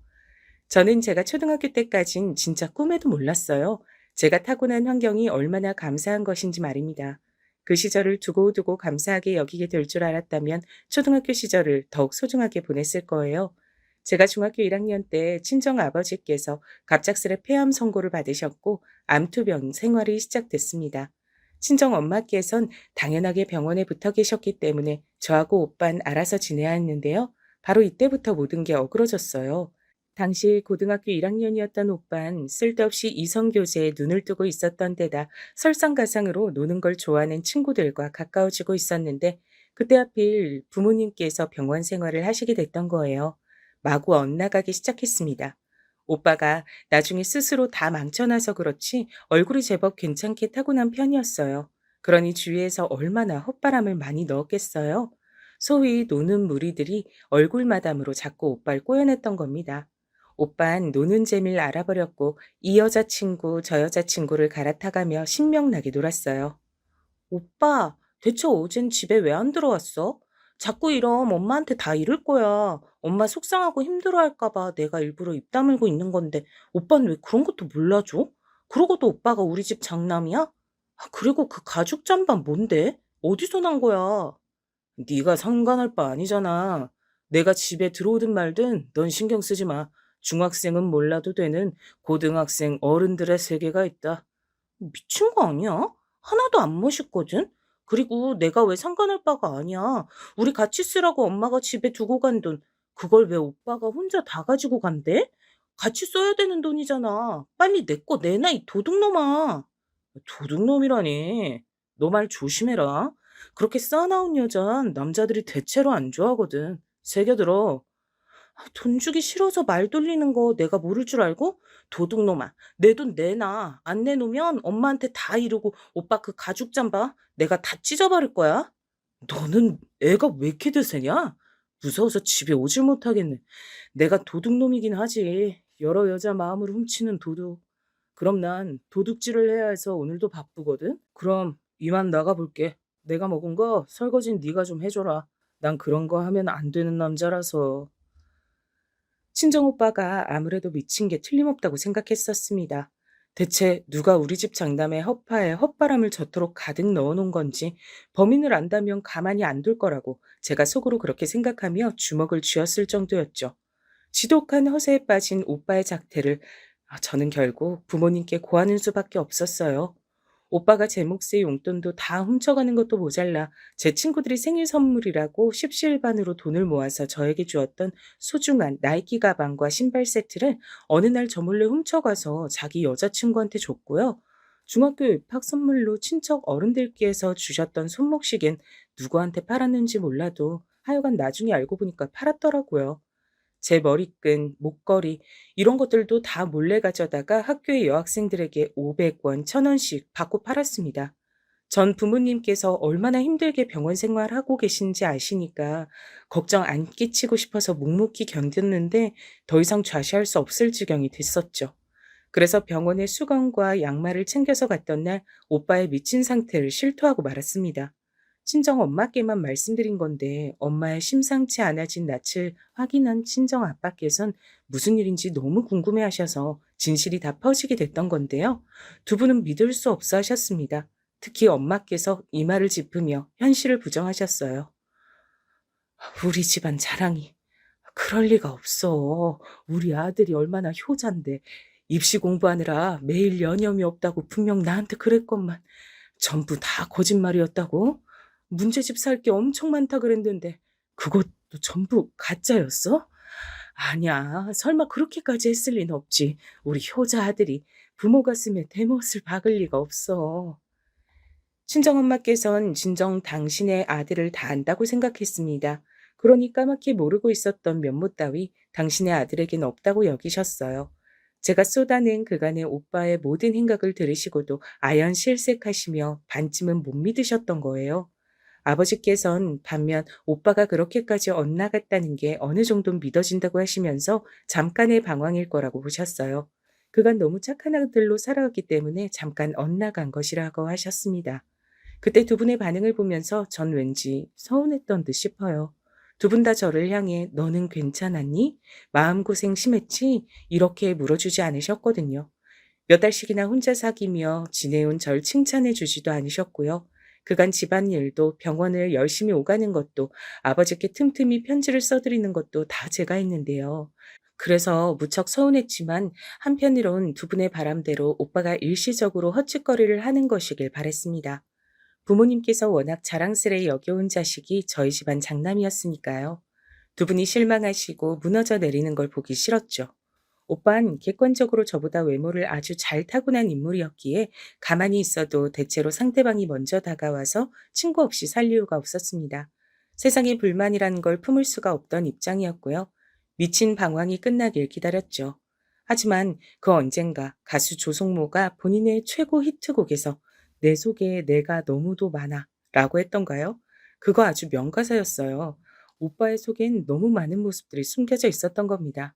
부모님께서 자신만만해 하셨던 건 정반대로 전혀 예측할 수 없던 오빠만의 모습이 있었죠.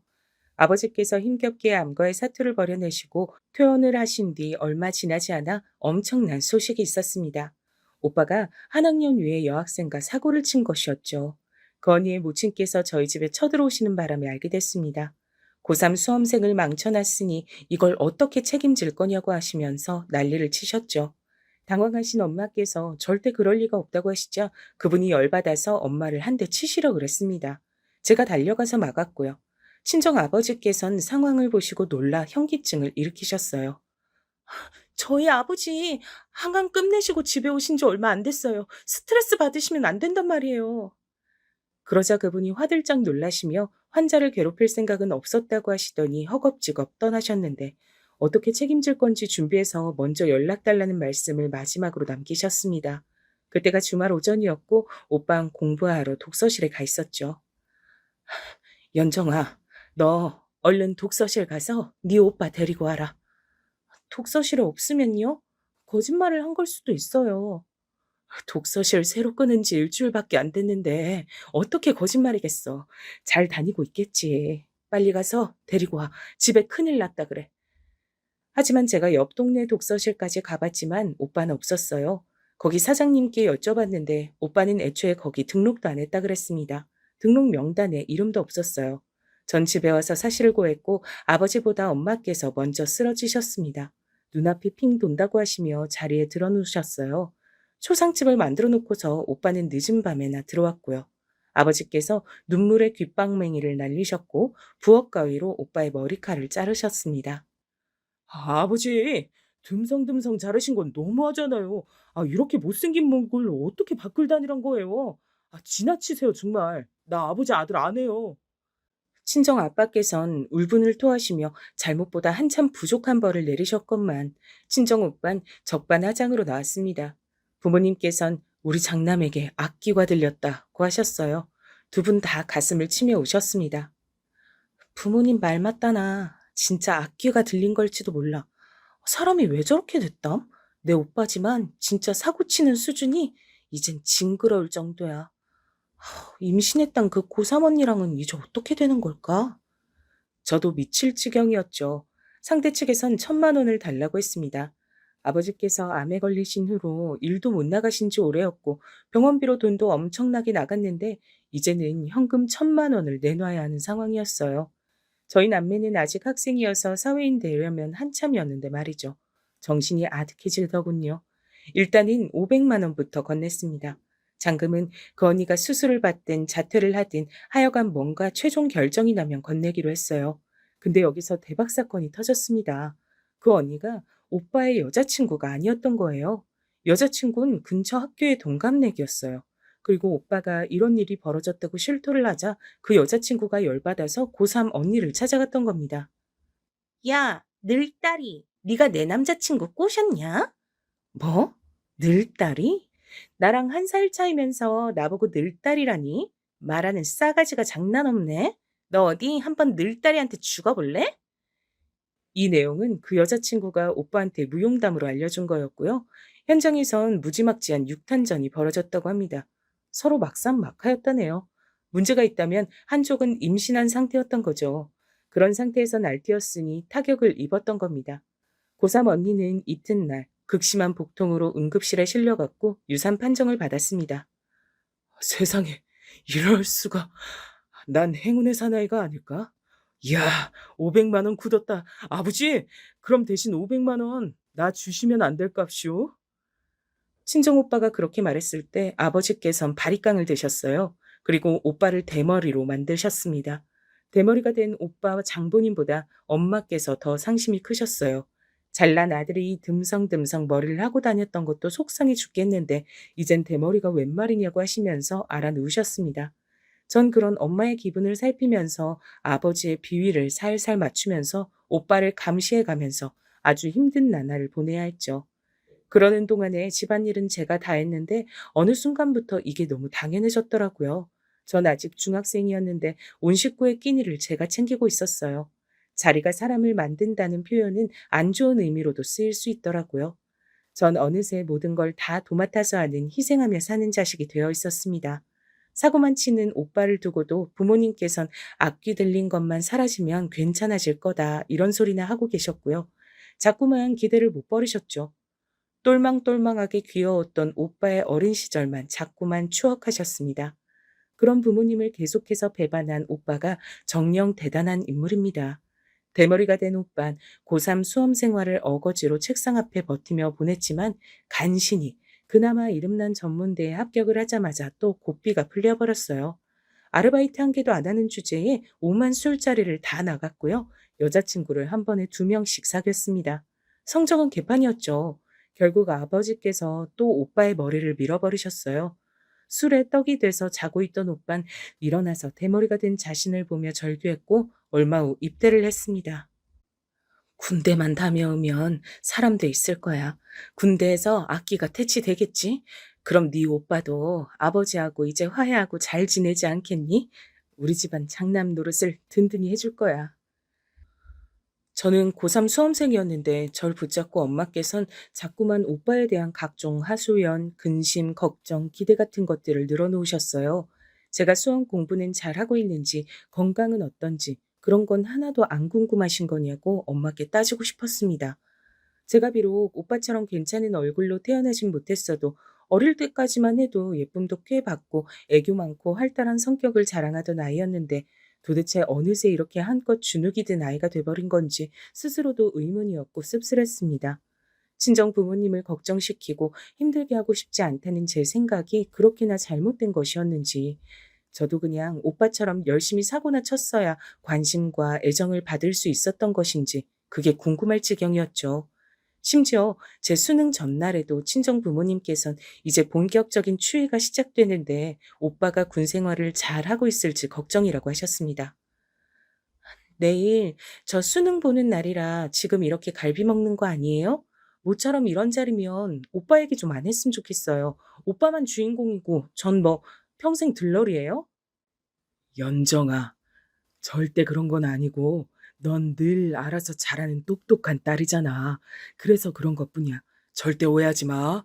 우린 너희 남매를 똑같이 사랑하는데 네가 오해하면 마음이 아프지. 아, 그래. 네 아버지 말이 맞아. 네가 오해하면 우린 어떡하니? 내일 수능 잘 보고 대학도 잘 가길 바란다. 든든한 우리 딸 파이팅이야. 저는 왜 두 분이 제 말에 그냥 급히 얼버무리시는 것처럼 들렸을까요? 그런 서운함을 안고 전 제가 수능을 엄청 잘 봐야 한다며 각오를 다졌지만 전날 갈비를 먹으러 갔던 게 잘못된 선택이었는지 시험 도중에 속이 불편해서 신경이 자꾸 쓰였습니다. 결과는 평소 실력보다 못 나왔죠. 너무 슬펐으나 그래도 저 정도면 괜찮은 대학에 도전장을 내밀어 볼 만했어요. 그러나 부모님께선 제가 학비가 덜 드는 대학에 가길 바라셨습니다.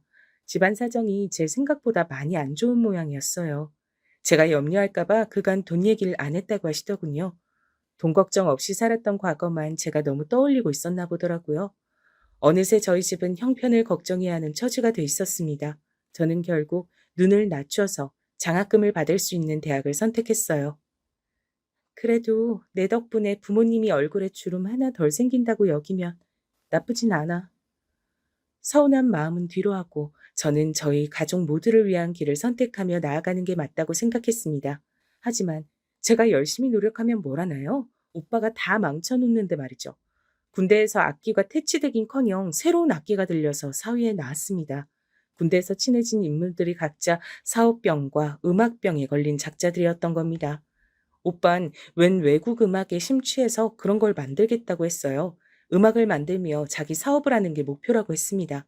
부모님께선 그나마 뭐라도 하겠다고 하는 점에서 긍정적인 면모를 보셨다고 했어요.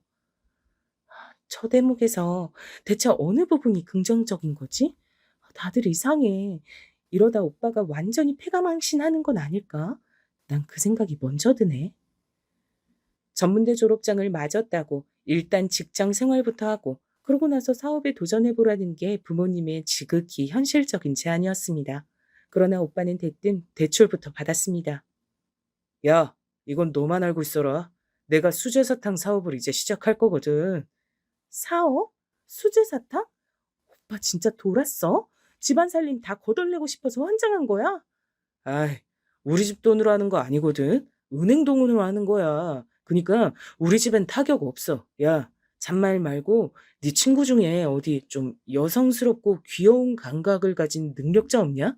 수제사탕 홍보하는 디자인을 만들려면 인력이 필요해.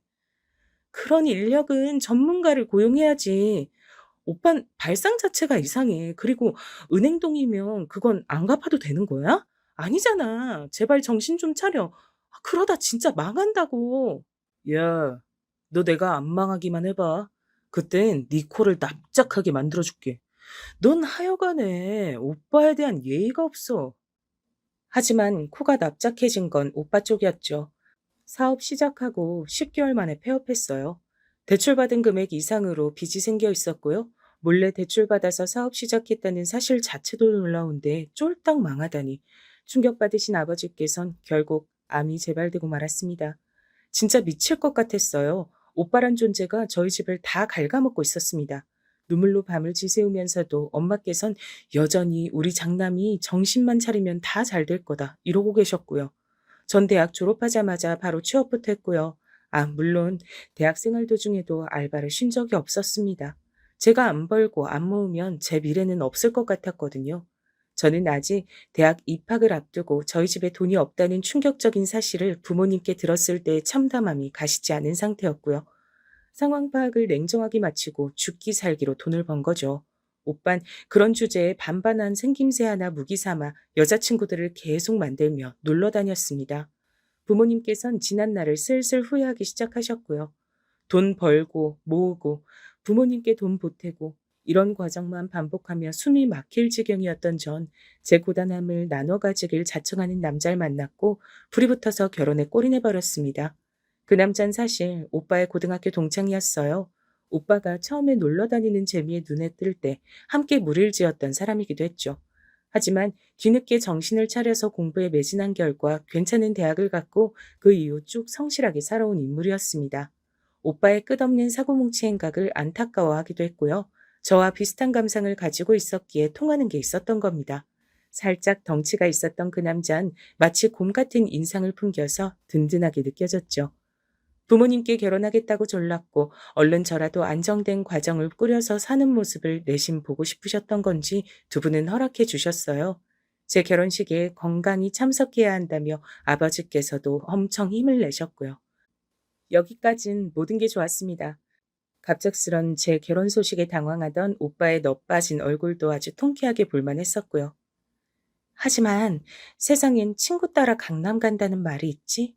내 친오빠를 애초에 나쁜 길로 빠져들게 만들었던 원흉, 그 일당 중 한 명이었으니 근본이 괜찮을 리가 없는 거잖아.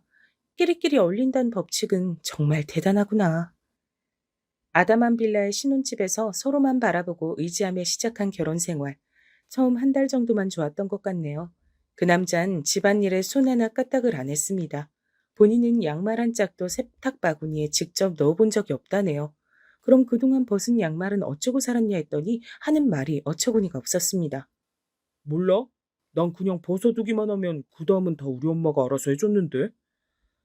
어째서 시어머니께서 일찍이 우라병에 걸려 귀농을 결심하셨는지 전 알 것만 같았습니다. 왜 시누이가 그리고 각종 시댁 친척들이 저를 보며 측은한 눈빛을 보냈었는지 알 것 같아졌어요. 느낌이 쎄했습니다. 연애하면서 저에게 항상 좋은 말, 응원의 말만 해줬던 그 남자는 사실 어디서 본 건 있어가지고 입 바른 소리만 대충 폼나게 할 줄 알았던 거예요. 거기에 홀라당 넘어가 제 가정을 제가 스스로 꾸리고 살고 싶단 욕심에 아둔한 선택을 해버린 제가 바보였습니다. 든든하게 보였던 덩치는 시간이 지나자 거대한 돼지로 보이기 시작했죠. 전 자꾸 잔소리를 하게 됐고요. 대체 남편을 맞이한 건지 문제야 아들을 키우게 된 건지 헷갈렸습니다. 오만 뒤치다꺼리를 제가 다 해야만 했어요. 오죽하면 제가 결혼하고 반년 만에 거의 10kg 정도가 빠졌습니다. 아버지께서 병원에 다녀오기로 하신 날 상태 좀 직접 듣고 싶어서 제가 오랜만에 친정에 발걸음을 했죠. 부모님께선 저에게 당신들의 이모저모를 막 늘어놓으셨고 전 다 들어드리며 장단을 맞춰드렸습니다. 늘 그랬던 말이죠. 모든 걸 다 들어드리고 해결하려고 애쓰는 자식, 제 역할 말이에요. 근데 친정 오빠가 제가 이미 가서 없는 줄 알고 슬그머니 늦은 시각에 귀가하다가 집 앞에서 딱 마주쳤어요. 허, 너 아직도 안 갔냐? 집에 왜 이렇게 늦게 들어가? 날이 깜깜한데 여자애가. 오빤 세월이 흘러도 말하는 모양새가 어쩜 이렇게 한결같아? 나보면 잔소리 들을까 봐 그게 걱정은 되셨나 봐? 됐네요. 나 지금 잔소리할 기력도 없어. 가만히 있어보자. 너 왜 이렇게 말랐냐? 웨딩드레스 입는다고 이틀 쫄쫄 굶었을 때보다 더 마른 것 같은데? 무슨 일이 있었어? 아니, 왜 못 본 사이에 개뼈다귀 몰골이 된 거야? 부모님도 안 물어보셨는데 사고뭉치, 모든 일의 원흉, 악귀 그 자체인 오빠가 왜 하필 저의 불행을 알아차린단 말입니까? 전 이 상황 자체가 짜증나서 울컥해버렸어요. 물어보면 뭐 어쩔 건데? 오빠가 지난 세월 망쳐놓은 게 몇 개고 친사고가 몇 갠데 내가 결혼해서 스트레스 받고 머리 잡아 뜯으며 사는 게 뭐가 그렇게 큰일이라고 이래? 난 아무렇지도 않아. 오빠 때문에 웬만한 일은 면역이 돼 있거든. 자존심 상하게도 전 외치면서 엉엉 울어버렸어요. 그리고 집에 가서 제 남편이라는 남자에게 내 초콜릿 네가 먹었냐? 이딴 소리나 들었습니다. 울고 난 제 얼굴은 안 보였던 모양이에요. 너무 열받아서 엄청 말싸움을 해버렸죠. 그러자 그 남잔 저를 한 대 치려고 했습니다. 주먹을 제 코앞까지 들이밀었다가 이를 갈면서 대신 분풀이로 액자들을 다 깨버렸어요. 전 방에 들어가 문 잠그고 울면서 잠들었습니다. 일부러 새벽같이 출근을 해버렸고요. 근데 오빠가 그 신혼집에 침입해서 술에 절어 늦잠을 자고 있던 그 남자의 머리를 바리깡으로 싹 다 밀어버렸어요. 그리고 자기 지인들한테 그 남자가 쓰레기라고 소문을 쫙 내버렸습니다. 능력 없는 사고뭉치여도 남자고 여자고 가리지 않고 주변에 사람은 항상 많았던 오빠였기에 그 남잔 삽시간에 자기 회사에도 소문이 다 퍼지게 됐어요. 그 남자가 오빠를 고소한다고 했죠. 콩밥 먹게 해주겠다 그랬어요. 고소해라. 야, 나는 머리 나빠서 법 그런 거 몰라. 맘대로 해. 근데 이왕 콩밥 먹을 거면 그 이전에 업적을 좀 남기고 싶네. 너 내가 끝장낼 거다. 감히 네가 내 동생을 해골로 만들어? 절대 용서 못해. 너 반드시 내가 끝장낸다. 친정오빠가 답이 없는 사고뭉친 건 그 남자도 알고 있었죠. 무식한 사람이 어디까지 무서워질 수 있을지 가늠이 안 돼서 겁이 난 그 남잔 제발 저에게 이혼 좀 해달라고 빌기 시작했습니다. 그래서 전 이혼을 했고 그 남잔 멀리 이사를 했어요. 자기 모친이 귀농한 동네로 가서 함께 살겠다는 정보를 마지막으로 들었고요. 세상에나. 잠시나마 제 시어머니셨던 그분이 얼마나 또 고생하며 지내실지 그게 눈앞에 훤해서 제가 다 죄송스러웠습니다. 짧지만 다사다난했던 제 결혼 생활이 막을 내린 후 부모님께선 조금 태도가 변하셨죠. 몸도 안 좋은데 나이까지 많이 먹었다고 스스로 내가 요새 위축 들어 산 건 아닌지 반성하게 됐다. 내 자식들 인생 아직 난 책임지고 싶은 한 집안의 가장이야. 내가 너무 오래도록 무기력하게 산 것 같다. 소일거리라도 하면서 지내련다. 건강한 정신에 건강한 몸도 따르는 법이겠지. 우리 딸 결혼했다가 이혼까지 하는 걸 보니까 내가 정신이 번쩍 드네. 남편 뒷바라지하고 자식들 키우고 오로지 이런 것에만 치중하며 살아온 게 아닌가. 이런 생각이 요새 많이 들더라. 연정아, 엄마가 사실은 지난주부터 아르바이트 나가고 있어. 냉면집에서 서빙하는 일인데 몸은 고돼도 보람되더라. 우리 딸 보면서 내 인생 앞으로 한참 창창하게 남았는데 내가 엄마로서 너무 시야가 좁게 살아온 게 아닌가 싶은 생각이 들지 뭐니.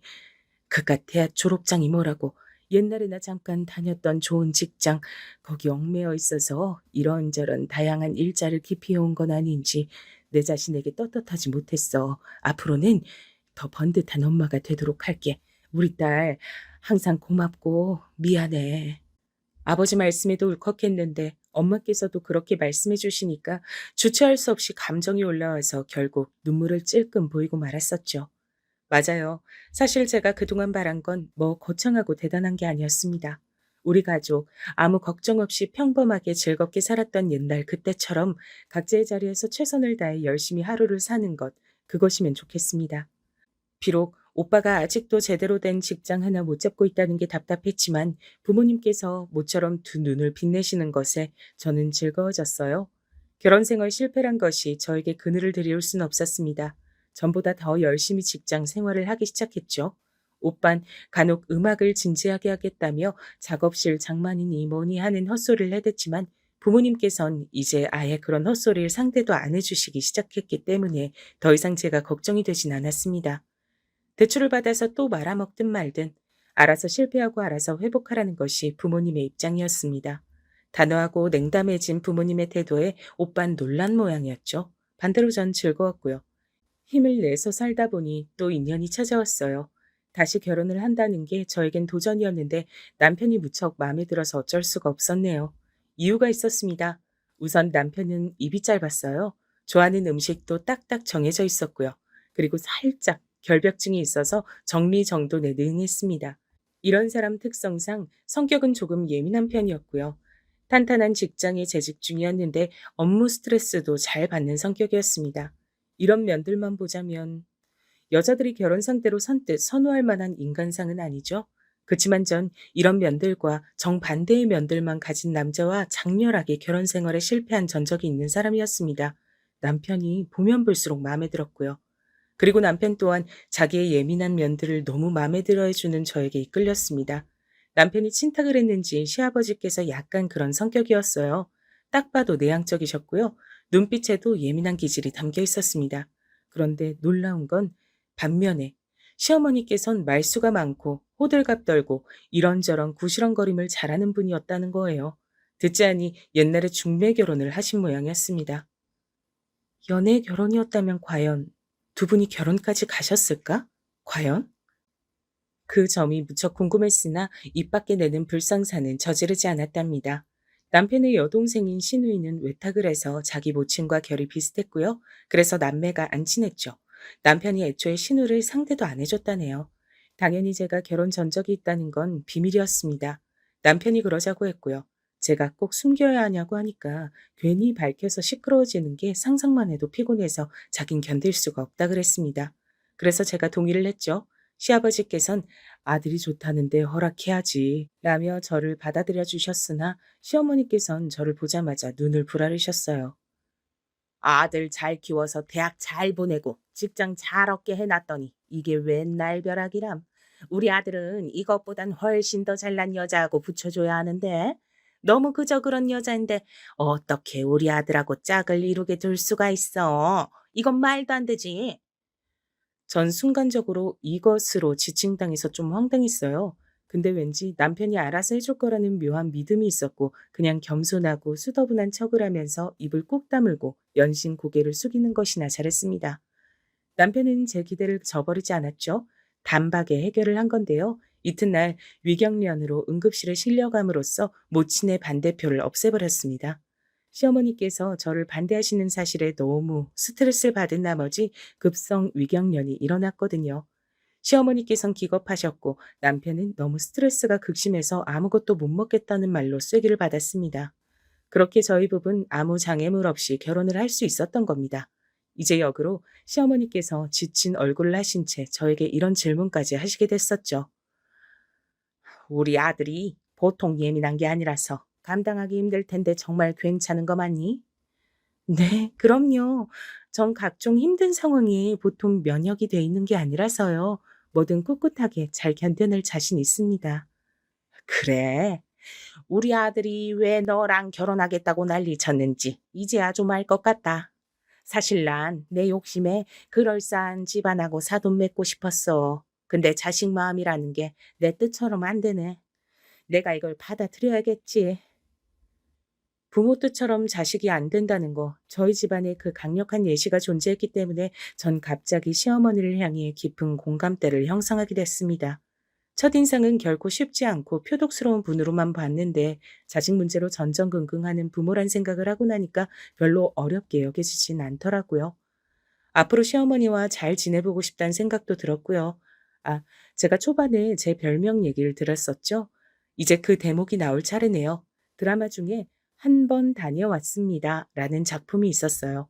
결혼하고 나서 지인들과 연락하던 중에 다들 그 드라마를 본다는 사실을 알게 됐었죠. 제목의 뜻은 결혼과 이혼 전적이 있다는 의미이고 제목의 줄임말이 한다다였는데요.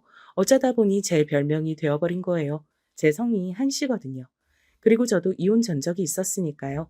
지인들 사이에서 제 별명이 한다다가 됐다고 했더니 남편이 이걸 굉장히 재밌어 했습니다. 절 걸핏하면 장난스레 한다다 이렇게 불렀었죠. 그렇게 재미를 들렸는데 문제는 바로 이것 때문에 제 전적이 들통나고 말았단 거예요. 절 그렇게 부른다는 걸 시댁에서 목격한 신우가 뭔가 낌새를 느꼈는지 자꾸만 깨물었던 겁니다. 언니, 한 번 다녀오셨어요? 왜 오빠가 언니 별명을 그렇게 불러요? 아님 아니라고 정확히 말해줘요. 근데 그냥 말하지 말고 하늘에 맹세하고 말해주셨으면 좋겠네요. 제가 속으론 얘 왜 이렇게 집요해? 이렇게 생각했지만 겉으론 차마 티를 못 냈고 어쩔까 고민하다 숨길 수 없겠다 싶어서 어쩌다 보니 짧게 결혼 생활 한 적이 있다고 답해버렸죠. 전 제발 비밀로 해달라 그랬지만 입산 신우이는 당장 시어머니께 이 사실을 밝혔습니다. 시어머니께선 즉시 발작하셨어요. 이혼 경력이 있었다고? 그걸 어떻게 감쪽같이 숨기고 뻔뻔스레 결혼할 수가 있니? 무섭다, 무서워. 그 앞에서 죄인이 된 전 고개를 숙여야 했죠. 뭐 어쩌겠어요. 엎질러진 물이었습니다. 제가 과거를 들켰다는 걸 친정 식구들한테도 알렸는데요. 그러자 친정엄마께서 안타까워하시면서 자리를 만들고 싶다 하셨어요. 같이 냉면집에서 일하던 어떤 아주머니의 딸이 새로 카페를 오픈하기로 했는데 거기가 마침 시댁 근처였거든요. 개업한 곳에 얼굴을 비출 겸 그때 시어머니도 만나고 싶다고 친정엄마께서 그러시길래 제가 시어머니를 모시고 자리에 나갔습니다. 엄마께선 연신 저자세로 사과를 하셨어요. 저희 딸이 뭐가 잘못이겠나요? 다 엄마인 제가 부족해서 벌어진 일이죠. 절대 사돈을 기만하려는 의도는 아니었습니다. 제가 생각이 짧아서 진작 사실을 밝히지 못한 게 죄예요. 그 모습을 보면서 제 가슴이 찡했고 너무 속상했습니다. 엄마께서 오빠가 아닌 저를 위해 제 편을 들어주시는 모습 너무나도 꿈꿔왔던 것이었는데 막상 그런 상황이 되자 너무 서글펐어요. 그때 코로나 초창기였는데 엄마께선 정성스레 쇼핑백에 담아오신 마스크도 시어머니께 선물로 드렸습니다. 그걸 받으시고 시어머니께선 하시며 고개를 끄덕이셨죠. 힘든 코로나 시기에 오픈한 가게였기 때문에 한쪽 벽면에 앞으로 힘내서 장사하라고 글귀를 써서 매물을 붙이는 공간이 마련돼 있었습니다. 저희도 이왕 남기고 가자 싶었죠. 근데 친정엄마께서 고개를 갸웃하셨어요. 연정아, 밝은 미래라고 적어야 하는데 밝은 이거 어떻게 적지? 헷갈리네. 머리가 굳었나 봐. 그러자 시어머니께서 당황한 헛웃음을 터뜨리며 끼어드셨어요. 어머나, 사부인. 실례지만 그건 멀쩡히 교육과정 받고 살아온 사람이면 다 아는 거 아닐까 싶네요. 그, 그런가요? 국민학교만 나와서 그런가 영 미흡하네요. 얼떨결에 친정엄마께서 그렇게 답하셨는데 그 자리가 저를 위해 사과를 대신하시려고 마련된 것이었으므로 워낙 생각이 복잡했던 참이라서 대충 얼버무리는 답을 하셨던 것 같아요. 근데 전 그 대화 부분을 놓치고 말았었죠. 왜냐면 전 엄마께서 저에게 질문하셨을 때 대신 그걸 적어드리느라 바빴거든요. 참고로 엄마께선 한글 맞춤법을 물어보신 게 아니라 영어로 밝은이라는 단어의 철자가 헷갈리셔서 그걸 물어보신 것이었습니다. 왜냐면 그 카페의 컨셉이 완전히 유럽풍이었거든요. 분위기에 맞춰서 영어로 남겨주고 싶으셨던 거죠. 전 엄마께서 시어머니와 그런 대화를 나누셨다는 건 꿈에도 몰랐습니다. 근데 왠지 모르게 그날 이후로 시어머니께서 제 이혼 전적을 용납하신 것과 동시에 절 깔보기 시작하셨다는 기분을 지울 수가 없어졌죠. 나는 전문대 졸업장 당당히 받아서 내 힘으로 직장 잡아서 월급쟁이 하다 결혼한 거라서 살림이나 줄곧 하다 아픈 남편 뒷바라지하고 이제는 식당에서 서빙이나 하는 사돈하곤 같은 여자 입장이지만 차원이 다르다고 할 수 있지. 사돈 총각이 고졸에다가 그 나이까지 변변한 직업 하나 없는 걸 보면 넌 집안에서 기적이었구나. 너 하나 그나마 건사했네. 에휴, 수준하곤.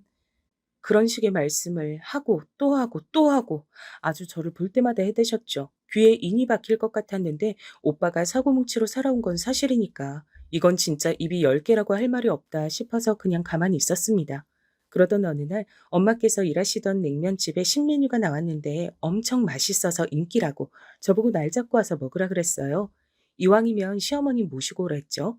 엄마께선 그곳에서 대우를 잘 받으며 즐겁게 일하고 계셨기에 당신께서 일하실 때 오면 서비스도 팍팍 나가고 함께 식사도 하고 그럴 생각으로 좋아하고 계셨지만 그간 시어머니께서 하도 깔보는 발언을 자주 하셨다는 걸 알고 있던 제 입장에선 약간 떨떠름했습니다.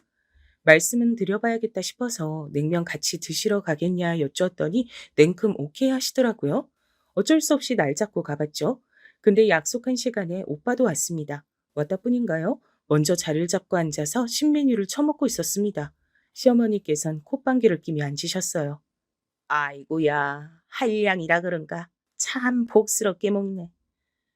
혼잣말이었는데 당연히 다 들렸죠. 전 입 꽉 깨물고 오빠를 향해 가만히 있으라는 신호를 보냈습니다. 저 인간이 사고 칠까봐 겁이 났죠. 음식이 나와서 잘 먹던 와중에 엄마께서 함께 자리하셨어요. 그러자 시어머니께서 갑자기 가방을 뒤지시더니 웬 책을 꺼내시는 겁니다. 이거 받으세요. 제가 특별히 노인네들 한글 공부 다닌다는 곳에서 쓰는 교재 구해왔어요. 그래야 수준이 맞지 않겠어요? 이게 뭔가요? 한글 공부하는 거네요. 이걸 왜 저한테 주세요? 왜긴요. 민망하고 부끄러운 건 아시나 보죠? 근데 그러실 필요 없어요, 사돈. 배우면 나이가 없다잖아요. 국민학교만 간신히 나와서 어영부영 살다가 자식들 이만큼 키워놓으신 때에 음식점 서빙이나 하는 거. 속으론 부끄러우시겠지만 당당해지세요. 한글 깨우쳐서 더 넓은 시야로 세상을 사시고요. 수준 높이셔야죠. 시어머니께서 말씀을 다다다 쏟아내셨고 저는 깜짝 놀라서 얼어붙었습니다. 얼른 친정엄마를 살폈더니 얼굴이 시뻘겋게 달아오르신 상태였어요. 그래서 제가 한마디 던지려던 바로 그때였습니다. 친정오빠가 테이블 위로 젓가락을 던지듯 내려놓는 게 먼저였죠. 뭔 소리예요? 우리 엄마가 국민학교만 나와? 한글을 깨우쳐? 참나, 살다 살다 나보다 헛소리 잘한 사람 처음 보네. 사돈 총각이야말로 뭔 소리예요? 그리고 어디서 경우 없게 시리 말본셀 그따위로 해요? 가방끈 짧은 집안이라고 광고하시나? 무식한 꼬라지하곤 기도 안 차네. 뭐라고요? 이 아줌마가 뭐? 아줌마? 지금 아줌마? 그럼 할머니라 그럴까? 내 동생이 아줌마 눈치 보고 고개 숙이는 모습 봤을 때부터 난 짜증 수치가 만땅이거든요. 그러니까 내 무식함에 질식되고 싶어서 환장하신 거 아니면 입 다물어요. 안 그랬다간 내 무식함으로 제대로 상대해드릴 테니까. 아, 치. 기껏 냉면 잘 먹어놓고 얹히게 생겼네. 우리 엄마가 바로 그 유명한 이대 나온 여잔데 웬 국민학교 타령이야. 시어머니께서 충격에 휩싸인 얼굴로 저와 친정엄마를 번갈아 쳐다보셨습니다. 저도 모르게 시어머니를 향해 몸을 숙인 후 무슨 오해를 하신 건지 모르겠지만 저희 엄마 이대 나오신 거 맞아요. 작게 말씀을 드려버렸죠. 그러자 더욱 충격받으신 얼굴로 젓가락을 내려놓으셨습니다. 친정엄마께선 그제서야 오해의 근원지를 떠올려내셨고 카페에선 순간적으로 실언을 하셨다고 설명했습니다. 시어머니께선 민망함 가득한 얼굴로 한글 공부책을 챙겨서 자리를 뜨셨어요. 저보고 따라 나오지 말라고 하셔서 전 어쩔 수 없이 자리에 남았고요. 오빠한테 대체 왜 그랬냐고 화를 냈습니다. 근데 오빠가 보인 반응 때문에 제 입이 다물렸어요. 아이, 네가 저 집안 눈치 보면서 사는 것 같으니까 그러지. 난 네가 어찌됐든 불행한 결혼 생활은 하지 않았으면 좋겠단 말이야. 아휴, 사고만 치는 못난이면 말도 못하든가. 말은 잘했어요. 솔직히 친정오빠 덕분에 제 속이 왠지 시원하기도 했기 때문에 저는 피식피식 웃어대며 마저 냉면을 먹었습니다. 시어머니께선 따로 엄마께 연락을 하셔서 사과를 하셨고요. 엄마께서도 오빠의 무례를 사과하셨다고 해요. 그 후로 시어머니께선 두 번 다시 제 친정을 얕잡아 보지 않으셨죠. 심지어 그날 이후로 3개월 뒤 오빠가 엄청난 인연을 만났거든요. 음악하겠다고 또 설치다가 새언니를 만났는데요. 새언니는 요새 표현으로 금수저였습니다. 워낙 잘나고 가진 것도 많아서 취미로 음악을 하던 중에 오빠를 만났고 다른 건 몰라도 오빠가 외관은 괜찮거든요. 그리고 하도 능력이 없어서 많이 말아먹으며 살아서 그렇지 주변에 늘 사람이 넘쳤던 걸로 봐선 인간관계는 좋았습니다. 자기 사람한텐 한없이 관대하고 의리를 지키는 성격이었으니까요. 내가 잘났는데 굳이 남편까지 잘날 필요가 있을까? 그럼 오히려 피곤하겠지. 난 오히려 못난 구석 많아서 내가 더 돋보이는 남편이라면 그 편이 마음에 들어. 새언니는 그런 소리를 하더니 냉큼 오빠를 낚아채서 결혼까지 가버렸습니다. 오빠의 다사다난했던 과거를 다 듣고도 결혼 결심을 절대 안 물린 새언니가 대단하다고 느꼈네요. 그리고 결혼할 인연은 이렇듯 따로 있다는 생각이 새삼 들었습니다. 저도 어쨌거나 남편하고 둘이 있으면 엄청 편안하고 잘 맞았으니까요. 오빠가 부잣집 사위가 되다니. 부모님과 저도 얼떨떨했지만 시어머니께서 그 소식을 듣고 턱이 빠져라 놀라셨던 표정이 가장 압권이었답니다. 엄마께서 이대 나온 여자였다는 사실을 아시고 나서 의기소침해지시긴 했어도 제 오빠가 변변치 않게 사는 모습에 속으론 흥! 이렇게 여기고 계셨던 모양이에요. 순식간에 친정 오빠가 대단한 집안의 일원이 된 것에 많이 놀라셨던 것인지 한동안 멍하게 지내셨다는 후문입니다. 이런 것들을 보면 인생은 돌고 돌아 어떤 지점에서 빛을 발할지 알 수 없는 놀이기구인 것만 같다는 생각이 드네요.